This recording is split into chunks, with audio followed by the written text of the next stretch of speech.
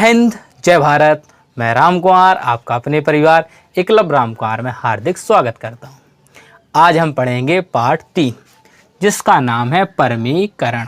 परमीकरण क्या है? परमीकरण करना सीखेंगे और बहुत अच्छे तरीके से अपन क्या करेंगे, सवालों को सीखेंगे। सबसे पहले अपन इसको थोड़ा समझने का प्रयास करते हैं कि परमीकरण है क्या चीज़, तो उसको अपन समझने का प्रयास करते हैं। जैसे कि लिखा √2, लिखा √3, ऐसे लिखा, ऐसे सवाल लिखा। इस प्रकार से अपने पास क्या लिखा है, सवाल लिखा है। इस प्रकार अपने पास क्या लिखा है, सवाल लिखा है। तो क्या है, जो ये परमेय संख्या है उसका अपन क्या निकाल रहे हैं, वर्गमूल। यानी इधर कुछ इसके आगे कुछ लिखा है, आप कहोगे भैया इसके आगे कुछ नहीं लिखा है, तो जिसके आगे कोई संख्या नहीं दर्शाता है तो उसका मतलब है कि वर्गमूल निकालना है। तो अपन इसका क्या निकालेंगे, वर्गमूल। लेकिन 2 का वर्गमूल तो होता नहीं है। ऐसे अपन 3 को देखेंगे तो 3 का भी क्या नहीं होता है, वर्गमूल नहीं होता है। ऐसे अपन जो 3 लिखे और बाहर भी इसके 3 लिखे, तो इसका मतलब होता है कि जो 3 है उसका घनमूल, तो 3 का तो घनमूल होता नहीं है। ऐसे 3 का जो 4 घात लिखिए तो इसको चतुर्थ करणी कहते हैं। क्या कहते हैं, चतुर्थ करणी कहते हैं। ये 3 है, इसे त्रिघात करणी भी कह सकते हैं, घनमूल भी कह सकते हैं। इधर 2 कोई नहीं दिया, इसका मतलब 2 है, इसे द्विघात करणी कह सकते हैं या वर्गमूल कह सकते हैं। तो इसी को मैं आपको समझाने का प्रयास कर रहा हूँ। क्या कर रहा हूँ, तो अगर मैंने लिख दिया √n की ऐसे, तो ये क्या है, ये अपरमेय संख्या। कहने का मतलब अगर किसी संख्या का हम वर्गमूल निकाल रहे हैं और वर्गमूल नहीं निकलता है उस संख्या का, तो उसे अपन कहते हैं अपरमेय संख्या। क्या कहते हैं, अपरमेय संख्या। जैसे कि मैं लिखा √a और इसकी क्या है, इसका n निकालना है। क्या निकालना, n करनी। करनी इस पर क्या चढ़ी, n चढ़ी, यानी घात क्या है, 1/n होगी। इसको अपन लिखेंगे तो लिखेंगे a की घात 1/n। ऐसे इसको, इस रूप को हम ऐसे लिख सकते हैं। क्या कर सकते हैं, ऐसे लिख सकते हैं। लेकिन इसका मान अभी नहीं निकलेगा, तो इसको अपन कहेंगे अपरमेय संख्या। अगर इस सवाल को ऐसे लिख देते a की घात n और बाहर भी n, तो मैं ऐसे लिख देता a की घात n और इसको मैं लिखता हूँ 1/n, तो n से n कट जाता तो मेरा a प्राप्त हो जाता। तो a फिर मेरा क्या हो जाता, परमेय संख्या। क्या हो जाती, परमेय संख्या। लेकिन ये कोई भी बाहर नहीं आ सकती हैं, तो ये अपनी हो गई अपरमेय संख्या। क्या हो गई, अपरमेय संख्या। ठीक है, तो आप समझेंगे। देखो जितनी भी परमेय, जिसमें लिखा है कि बेपरमेय संख्या जिनको परमेय संख्या के रूप में सरल नहीं किया जा सकता, जो अपरमेय संख्या दी हैं इसको अपन अपरमेय संख्या दी है, इसको अपन परमेय संख्या के रूप में सरल नहीं कर सकते हैं। ठीक है, ये करणी कहलाती हैं। इन्हीं को अपन क्या कहते हैं मेरे भैया, छोटे भाई बहनों, करणी कहते हैं। क्या कहते हैं, करणी कहते हैं। जिनको अपन परमेय संख्या में ना बदल पाएँ उसी को अपन करणी कहते हैं। क्या कहते हैं, करणी कहते हैं। अगर जैसे मैंने √4 के 4 लिखा तो तुम कह दो भैया ये तो 2 का वर्ग है, तो ये तुमने बाहर निकाल दी, तो जिसको करणी नहीं कहेंगे, इसको करणी नहीं कहेंगे। लेकिन √q लिखा है, घनमूल निकालना है, तो इसको अपन क्या कहेंगे, करणी कहते हैं। दूसरा पॉइंट इसमें है कि प्रत्येक करणी एक परमेय संख्या होती है। जितने पर भी करणी चढ़ी, जैसे 4 लिखा तो इसको मैं क्या कह सकता हूँ, अपरमेय संख्या होती है, अपरमेय संख्या कह सकता हूँ। लेकिन परंतु प्रत्येक अपरमेय संख्या करणी नहीं होती। लेकिन प्रत्येक अपरमेय संख्या करणी नहीं होती है। जैसे लिखा है 4, इसे मैं करणी कह सकता हूँ, लेकिन ये अपरमेय संख्या नहीं है। देखो मैंने साबित कर दिया। ठीक है, दूसरा पॉइंट इसी में कह रहा है कि प्रत्येक अपरमेय संख्या क्या नहीं है मेरे भाइयों, करणी नहीं होती है। देखो ये करणी नहीं होती और ये करणी है, तो प्रत्येक परमेय संख्या करणी तो हो सकती है। क्या हो सकती है, यानी इसको भी करणी कह सकता हूँ मैं, इसको भी करणी कह सकता हूँ, लेकिन ये नहीं कह सकते कन्फर्म होगी। ये भी करणी, इसको भी करणी कह सकता हूँ, लेकिन प्रत्येक नहीं हो सकती, क्योंकि ये परमेय संख्या बदल गई हो जी अपरमेय संख्या में। ठीक है, अच्छे समझ में आया होगा आपको। ठीक है, अब इसको मैंने √n एक परमेय संख्या, इसको मैं क्या कह सकता हूँ, परमेय संख्या होती। अगर परमेय संख्या होती तो क्या है, यदि ये केवल यदि a को किसी संख्या की एन बी घात के रूप में लिखते। अगर मैंने कहा था अगर ए की घात में एन लिख दूंगा तो मैं इसे परमेय संख्या कह सकता हूँ, लेकिन अगर ऐसे लिखा है तो मैं इसको परमेय संख्या नहीं कह सकता। ठीक है, इसकी एक और कंडीशन क्या है, अगर ऐसे रूप में लिखा है तो इसे हम करणी कहते हैं, अगर ऐसे भी लिखा है तो भी हम इसे करणी कहते हैं। ये क्या है, एक धनात्मक संख्या, ये क्या है, एक धनात्मक संख्या है। और ये जो लिखा है तो इसे हम क्या कहते हैं, परमेय संख्या भी कहते हैं। करणी को ही अपना परमेय संख्या कहते हैं। अब मैं जो बताई चाहूँ, अगर 2 घात लगी है तो 2 घात करणी, अगर 3 लिखा है तो 3 घात करणी, अगर 4 लिखा है तो चतुर्घात करणी, अगर 5 लिखा है तो पंचम घात करणी, ऐसे लिख सकते हैं। कैसे ऐसे हम लिख सकते हैं।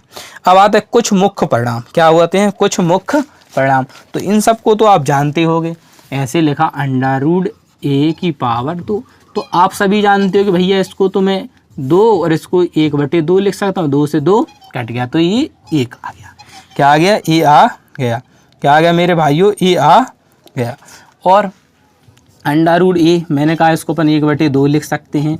अगर √a भी लिखा है तो हम इसे √a गुणा √b भी लिख सकते हैं। हम इसको a की घात 1/2 गुणा b की घात 1/2 भी लिख सकते हैं। क्या कर सकते हैं, लिख सकते हैं। क्या कर सकते हैं, इनको ऐसे भी लिख सकते हैं। तो हमें ज़्यादा समझने की कोई दिक्कत नहीं है, ऐसी कोई दिक्कत नहीं है। अगर लिखा है √NA NB, अगर इस रूप में लिखा है NN बाहर है तो हम इसे लिख सकते हैं N और कोष्टक में AB, हम इसको ऐसे भी लिख सकते हैं। तो हमें कोई डरने की बात नहीं है, ना कोई परेशानी वाली बात है। हम इसे बड़े अच्छे तरीके से क्या करेंगे, सीखेंगे। अब सरलतम करणी के क्या होते हैं, कुछ नियम होते हैं। जैसे कि पहला नियम कहता है करणी चिन्ह के अंदर कोई भिन्न नहीं है। क्या है, करणी चिन्ह के अंदर कोई भिन्न नहीं है। करणी चिन्ह के अंदर परमेय संख्या कोई NV घात का घटक ना हो। करणी का क्रम न्यूनतम संभव हो। तो इसी को अपन क्या करते हैं, करणी। अब आपके सामने रहा अभ्यास प्रश्न 3.1 के सवाल, जो कह रहा है √10 और √15 का मान ज्ञात कीजिए। क्या ज्ञात कीजिए, मान। √10 है तो हम इसे लिख सकते हैं, गुणनखंड करेंगे 2 पंचे 10। आप कहोगे इतना भैया मैं समझ में आएगा। मैं क्या 15 को क्या लिख सकते हैं, 3 5 15। आपने कहा भैया हमें इतना तो समझ में आ गया। मैंने कहा इतना समझ में आ गया तो हमने कहा था इसे ऐसा लिखा है तो हम इसे √2 भी लिख सकते हैं और √5 भी लिख सकते हैं। गुणा इसको हम √3 भी लिख सकते हैं और √5 भी लिख सकते हैं। आपने कहा भैया ये भी मुझे समझ में आ गया। फिर मैंने आपको बताया था कि √रूट चढ़ा हो और समान संख्या 2 बार मिल जाए। ऐसे कि देखो 5 5 √रूट है, समान है, तो उसमें से √रूट हट जाता है। क्या हट जाता है, √रूट हट जाता है। तो मैं 3 और 2 का गुणा करूँगा तो 3 दूनी कितना होगा, 6। कितना होगा, रूट का 6 हो जाएगा। और 5 5 से 5 का रूट हट जाएगा। तो इसे हम लिख सकते हैं 5 √रूट के 6। क्या लिख सकते हैं, 5 √रूट के 6। क्या लिख सकते हैं, 5 √रूट के 6। तो ये तुम्हारा आंसर हो गया। अब देखो दूसरा सवाल में कुछ नहीं करना है, इसके भी अभाज्य गुणनखंड करेंगे। क्या करेंगे, अभाज्य गुणनखंड। 2 दूनी 4 4 तिया 12, ऐसे इसके करेंगे हम। 2 3 दूनी 6 और 6 तिया 18। इनके क्या करेंगे, √2 लिखेंगे। इसे भी √2 लिखेंगे। क्या लिखे, रुक जाओ, ऐसे। जब भी इसमें वर्गमूल चढ़ा होता है तो हम क्या करते हैं, जोड़े में से एक को बाहर कर ले। देखो 2 2 जोड़ा है 2 का, तो इसमें से 2 बाहर आ गया। रूट के 3 लिखेंगे। गुणा देखो इसमें 3 3 जोड़ा है तो इससे 3 बाहर आ जाएगा। रूट में कितने लिखेंगे मेरे भाइयों, 2। अब 3 और 2 का गुणा होगा तो 3 दूनी 6। अब रूट का गुणा होगा तो 3 दूनी 6। तो ये तुम्हारा क्या आ गया है, आंसर आ गया। देखो कितने अच्छे आंसर आ रहे हैं, कितने अच्छे आंसर आ रहे हैं। तुमको डरना नहीं है। देखो पूरे का था मैंने अभाज्य गुणनखंड किए, 2 दूनी 4 4 तिया 12। इधर मैंने 18 के अभाज्य गुणनखंड किए, 2 तिया 6 6 तिया 18। अब क्या होता है, रूट चढ़ा रहता है, वर्गमूल चढ़ा रहता है, तो उसका मतलब होता है मेरे चाचा के जोड़े में से एक को लेना। तो तुमने इस जोड़े में से 2 को लिया, 3 नहीं आया तो कोई दिक्कत नहीं, जो नहीं मिलेगा जोड़ा हुआ रूट में रहेगा। गुणा लगाया देखो इसमें तुमने कहा भैया 3 मिल रहा जोड़े में, तो मैंने कहा भाई जोड़ा है तो 1 को ले लो। तुमने कहा 1 को ले लिया, इसको नहीं मिल रहा था साथ ही तुमने कहा रूट में लिखे रहने दो। अब देखो ये संख्या गुणा होगा 3 दूनी 6 और रूट वाली संख्या का गुणा होगा तो क्या हो जाएगा, 3 दूनी 6। क्या हो जाएगा, 3 दूनी 6। आशा करता हूँ आपको समझ। अब आपके सामने रहा प्रश्न नंबर 3, जो अपन से क्या कह रहा है कि 2 + के √3 का परमीकरण गुणनखंड ज्ञात कीजिए। देखो डरना नहीं है सवाल से, वो गुणनखंड पूछ रहा है तो कहने का मतलब ये है कि 2 प्लस के रूट 3 में हम किस गुणनखंड यानी किस संख्या से इसमें गुणा करें कि इसका आंसर 1 आना चाहिए। जब 1 आता तो वही अपना परिमीकरण होता है कि कट उससे गुणा हो जाए और आंसर कितना आ जाए 1, क्या आ जाए 1, तो वही अपना क्या होगा गुणनखंड परिमेय होगा। तो वो कैसे इम्पॉसिबल होगा मैं आपको बताता हूँ। जब भी ऐसी संख्या दी हो तो आपको कुछ नहीं करना मेरे भाई, ये प्लस में है तो इससे इसके बस कुछ नहीं करना है, इसमें माइनस से क्या करना है गुणा करना है। अब आपको समझ में आ गया होगा कि ए स्क्वायर माइनस के बी स्क्वायर का इसमें भैया सूत्र लग रहा है, क्योंकि समान संख्या है, एक बार प्लस में लिखी और एक बार माइनस में लिखी है। तो मैं इसमें लगा सकता हूँ भैया कि 2 का स्क्वायर माइनस √3 का स्क्वायर। मैंने कहा बहुत अच्छे। आप कहोगे भैया 2 का वर्ग 4 होता है, 3 का जब रूट का 2 बार गुणा होगा तो 3 आ जाएगा। अब 4 में से 3 घटा तो कितना बचा 1। देखो 1 आया, किससे आया, किससे गुणा कराने पर आया। आप कहोगे भैया 2 माइनस के √3 से गुणा करने पर इसका आंसर 1 आया। तो आपका आंसर क्या हो जाएगा 2 माइनस के √3 क्या है, यही गुणनखंड है, गुणनखंड है। किससे अपन ने इसमें गुणा करा जिससे क्या आंसर कितना आ गया अपना 1। तो यही अपना क्या है परम सत्य आंसर है। आशा करता हूँ समझ में आया होगा। अब आपके सामने रहा प्रश्न नंबर 4 जो कह रहा √5 का परिमीकरण गुणनखंड ज्ञात कीजिए। देखो परिमीकरण का हम एक ये भी कह सकते हैं अपोजिट। अपोजिट मतलब होता है उल्टा। क्या होता है, उल्टा करने पर ही एक आंसर आएगा। अगर मेरे पास 2 हैं तो एक आंसर कब आएगा जब मैं 2 में से 2 घटा दूंगा। क्या करूंगा, 2 में से घटा रहा मैं कि नहीं घटा, उसी संख्या को घटाया तभी मेरा आंसर क्या आ रहा है 1 आ रहा। अब अकेली संख्या लिखिए, क्या लिखिए मेरे भैया, अकेली संख्या लिखिए 5। अब मैं कहूँगा आप बताओ इसका आंसर 1 आना है, कैसे आएगा। तो एक बच्चे ने बड़ी देर में सोचा और बोला भैया आ जाएगा। मैंने कहा कैसे। कह रहा भैया आप कुछ नहीं करो, इसमें 1/5 से क्या कर दो गुणा कर दो। 1/5 से क्या कर दो गुणा कर दो। मैंने कहा वाह यार तूने तो बहुत अच्छी बात कही। 5 से 5 कट गए, आंसर कितना आ गया 1। अब 1 आंसर कब आया जब तुमने 1/√5 से गुणा किया। तो ये आंसर तुम्हारा क्या हो जाएगा 1/√5। देखो कितना सरल तरीका था।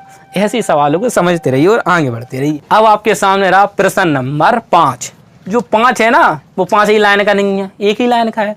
आप कहोगे कैसे, देखो इस पर क्या है पंचम करनी चढ़ी है। क्या चढ़ी है 6। अब देखो मैंने कहा था अगर इनके आगे की जो संख्या लिखी अगर वो समान होती है तो अंदर अंदर का आपस में गुणा होता है। अच्छा आपने कहा, मैंने कहा तो कितने 6 कितने हो गए 36 और बाहर 5 लिखे तो कितने रहेंगे 5। जी तुम्हारा आंसर हो गया। देखो 5 घात चढ़ी लेकिन आंसर 1 लाइन का। अगर जिसको समझ में नहीं आया मैंने आपको पहले समझाया था कि n ए लिखा था गुणा एन बी लिखा था, तो मैंने इसको एन और क्या कर दिया था ए भी कर दिया था। तो वही तो मैंने इसमें किया। तो इधर भी घात 1 सी थी, इधर भी क्या थी इस पर 1 सी थी, इसीलिए 6 36 कर दिया और 5 लिख दिया। इसमें मैंने ए बी का गुणा किया तो एन को बाहर लिखा था। तरीका वही, कुछ भी अलग नहीं है। ठीक है। अब आपके सामने है प्रश्न नंबर 6वां है जिसमें लघु उत्तरीय प्रश्न है। वो कह रहा है कि निम्न के मान ज्ञात कीजिए। देखो मैंने 6 मान लिखा, इधर 8 मान लिखा, इधर 9 मान लिखा, इधर 10 मान लिखा। अब कुछ कह रहे हो कि भैया 7वां का नहीं लिखा। भैया को शायद आया नहीं, बेटा मुझे तो आया है। लेकिन क्या है जिस 6 7वां थोड़ा अलग सवाल था और जैसा 6 है वैसा ही 8 है, वैसा ही 9 है और वैसा ही 10 है। इसमें एक और सवाल है वो मेरे बोर्ड पर बन नहीं रहा था तो इसीलिए मैंने उसको लिखा नहीं, अगली बार के लिए छोड़ दिया। नहीं मैं टाल के सो करूँगा। तो इसको एक सवाल अगर आप अच्छे समझ लेते हैं तो आपको ये चारों सवाल बिल्कुल चुटकियों में हल हो जाएंगे। क्या हो जाएंगे, चुटकियों में हल हो जाएंगे। आपने कहा अच्छा, मैंने कहा देखो अभी तो मैंने सवाल हल किया। आप कहोगे हाँ भैया किया तो है।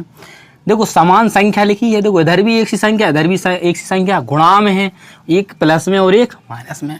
अगर मैं ए बराबर क्या मान लूँ 3 और बी बराबर मान लूँ √2 तो मैं इसको क्या लिख सकता हूँ ए प्लस के बी होगा और ए माइनस के बी होगा।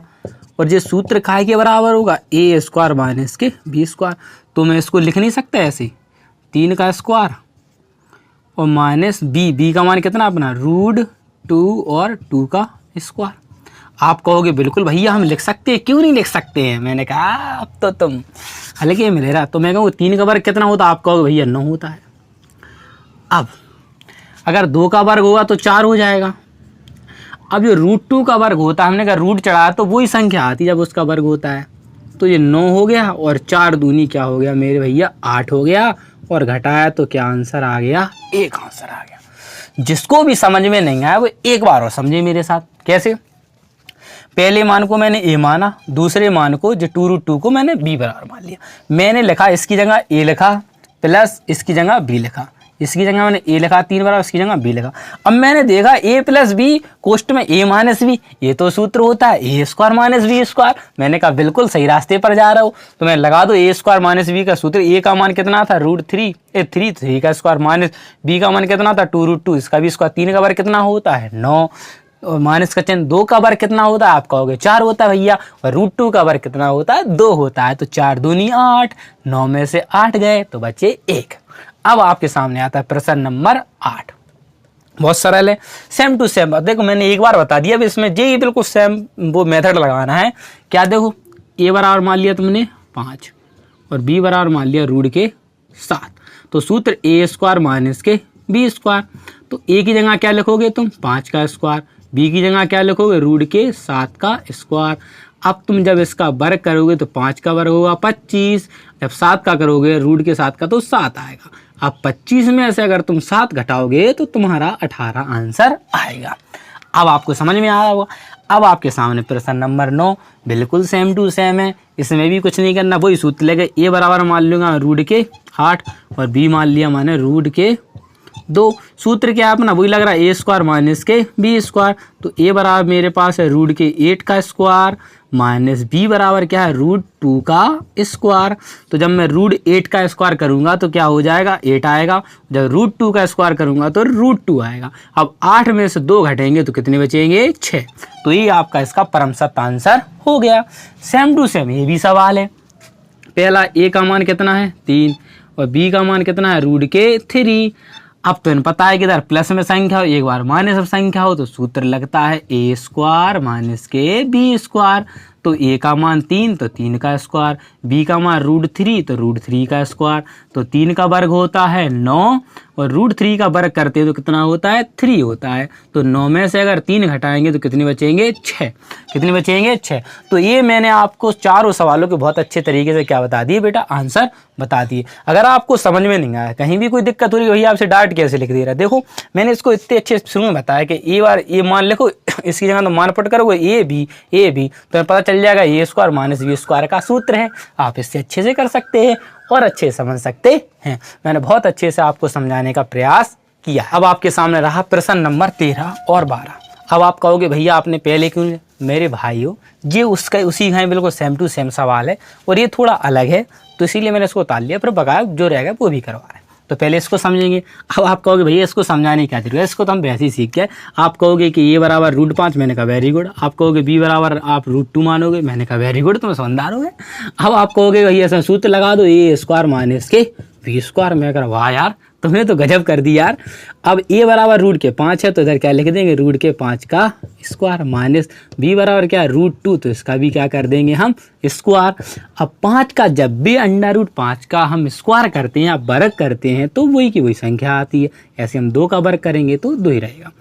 √2 का वर्ग क्या होगा 2 होता है। अब 5 में से 2 घटेंगे तो कितनी बचेंगे 3। क्या बचेंगे 3। अगर किसी भी भाई मेरे छोटे या बड़े भाई को दिक्कत होती है तो मुझे कमेंट कर सकता है, मैं उसे और अच्छे से एक्सप्लेन करूंगा और अच्छे से समझाने का प्रयास करूंगा। अभी तो हाल फिलहाल में इसका आंसर 3 है। अब इसको देखते हैं। मैंने कहा a प्लस b का इसमें स्क्वायर लग रहा है, आपने कहा हाँ भैया। तो मैंने कहा a बराबर मान लो √5, b बराबर मान लो √2 और a प्लस b का सूत्र स्क्वायर क्या होता है a स्क्वायर प्लस के 2ab प्लस के b स्क्वायर। अब a बराबर क्या है √5 प्लस b का मान क्या है √2 इसका स्क्वायर। अब मैंने कहा a का मान कितना, आप कहोगे √5 का स्क्वायर प्लस 2, a का मान क्या है √5, b का मान क्या है √2 प्लस b का मान क्या है √2 का स्क्वायर। ठीक है। अब 5 का अंडर का क्या होगा 5 ही रहेगा, ये तो 2 ही रहेगा। अब मैंने कहा अंडर रूट का समान होते तो गुणा हो जाता, तो 5 दूनी 10।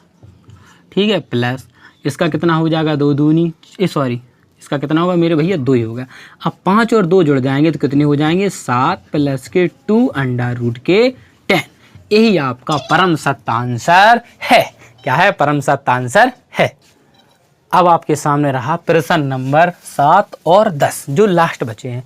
अब आपको भैया आपने 10वां सवाल तो बता दिया मेरे भाइयों, वो मुझसे गलती हो गई, वो 11वां सवाल था, मैंने उसको क्या लिख दिया था 10वां लिख दिया था, तो उसे अपने सही कर लेना अपने दिमाग से कि 11वां सवाल है और ये 10वां है और ये 7वां है। ये क्या थी, प्रजातियाँ फिट नहीं बैठ रहे थे तो इसे इनका कर दिया बाहर निकाल दिया था। तो अब जो जात से बाहर हो जाता है तो उसे बाद में लिया जाता है, पहले जो मेन रहते उनको संभालते हैं। तो अपन ने जो एक से थे उनको कर लिया, अब जो अलग रह गए थे अब इनसे अपन निपटते हैं। देखो कैसे निपटते, बहुत आसान।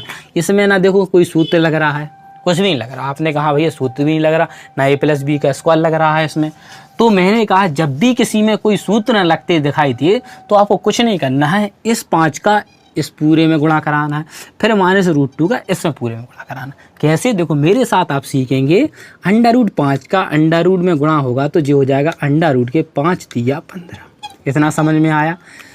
भैया ने कहा हाँ मुझे समझ में आ गया, 5 तिया 15 हो गया। अब मैंने कहा सर चिन्ह का है का, आप कहोगे माइनस का, तो मैंने कहा लगा दो, छोड़ो नहीं। अब मैं कह दो 5 का गुणा हो रहा 1 से हैं लेकिन रूट में है, तो मैंने कहा जब भी रूट में मिलते हैं और गुणा हो रहा और एक ही संख्या हो तो इसमें से 5 आ जाएगा। आपने कहा बिल्कुल भैया मैं समझ में आ गया। अब मैंने कहा अब तुमको 2 का गुणा इसमें कराना है। मैंने कहा इसके आगे कौन सा चिन्ह, आपने कहा माइनस का, तो मैंने कहा लगा दो। अब इन दोनों का गुणा होगा 2 तिया सॉरी देखो जे रूट में नहीं है, जे रूट में, तो इनका क्या नहीं हुआ, गुणा नहीं हुआ, तो क्या होगा 2√3 लिख देंगे। ठीक है, आपने कहा बिल्कुल भैया कोई दिक्कत नहीं। मैंने कहा माइनस क्या हो जाएगा प्लस, इसका इसमें गुणा होगा फिट नहीं बैठा तो इसे लेंगे 2√5। यही आपका परम सत्य आंसर है। यही आपका क्या है, परम सत्य आंसर है। आपने कहा अच्छा इतना अच्छा आंसर है, मैंने कहा हाँ इतना ही अच्छा आंसर है क्योंकि इसमें कुछ होते हुए दिख नहीं रहा है। आपने कहा बात तो सही है भैया, इसमें कुछ होते हुए तो दिख नहीं रहा है, तो यही तुम्हारा क्या है मेरे भाइयों आंसर है। यही क्या है, आंसर है। अब आपके सामने है, इसको देखना आंसर।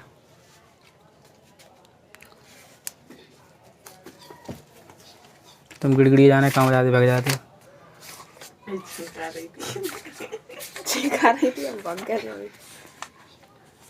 कौन सा है? 7वां का आंसर है -5 -2 अंडर रूट में 3 प्लस इतना बड़ा आंसर। यही तो आंसर। चल बैठ जा। अब आपके सामने प्रश्न नंबर 10। इसको कैसे चलना है, इसको भी वही सेम टू सेम इसमें भी नियम लगाना है। पहले 3 का गुणा 2 में, 3 दूनी 6।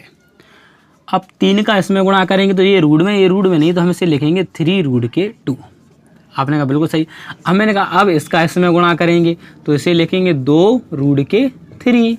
फिर इन दोनों का गुणा होगा जे भी रूट में, तो गुणा हो जाएगा 2 तिया 6। तो रूट में कितने लिख देंगे मेरे भैया 6। इसमें कोई संख्या समान नहीं मिल रही है, एक सी नहीं मिल रही, इसलिए ना जुड़ेंगे ना घटेंगे। तो यही तुम्हारा क्या हो गया, इसका आंसर हो गया। और कुछ बच्चों को कन्फ्यूजन होगा भैया ये हमारा आंसर नहीं है, ये हमारा आंसर नहीं। बेटा कुछ नहीं होगा, इस 5 को क्या लिख दिया होगा, उत्तर में आगे लिख दिया होगा, तो तुम्हें परेशान नहीं होना। तुम्हें तो 4 दिख रहा है, मिल रहा है नहीं मिल रहा, इसको आगे लिख दिया होगा और इन संख्याओं को पीछे कर दिया होगा। बस फर्क इतना ही होगा और कुछ भी नहीं होगा। तो यहीं मैं अपनी एक्सरसाइज को क्या करता हूँ, समाप्त करता हूँ, आपसे विदा लेता हूँ।